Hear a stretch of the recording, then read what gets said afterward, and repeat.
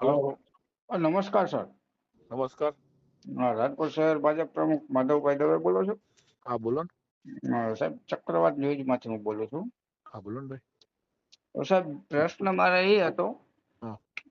કે આપે ગત તારીખ 8/7/2025 ના રોજ રયા રોડ ઉપર પ્રમુખ સ્વામી એડ્યુટેરિયમમાં જે રમકડા વિતરણનો કાર્યક્રમ કર્યો હતો.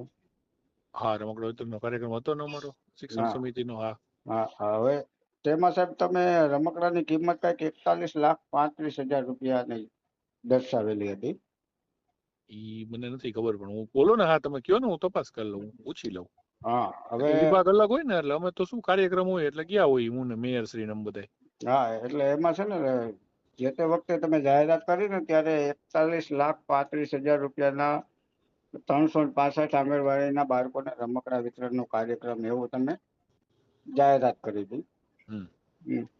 હવે ખરેખર એની કિંમત અમે ખરાઈ કરીને એટલે 27,93,892 રૂપિયા છે એના બિલ રમકડાની ખરીદ કિંમત. ઓકે. હા, એમાં જે તમે 30% ડિસ્કાઉન્ટ આપવામાં આવ્યું છે. હા.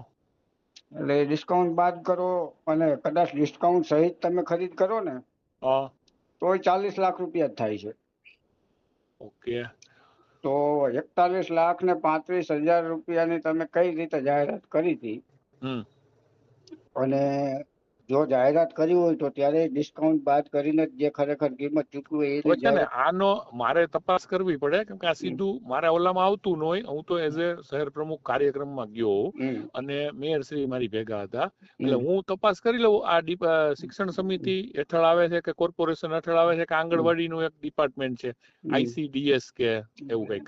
શિક્ષણ સમિતિની અંતર્ગત આવે, પણ કહેવાનો મતલબ એ છે સાહેબ કે લોકોને આ શું છે કે એક ખોટી જાહેરાત મગજમાં બેસી જાય કે 41 લાખ ને તમારા માધ્યમથી મને આ વાત મળી છે.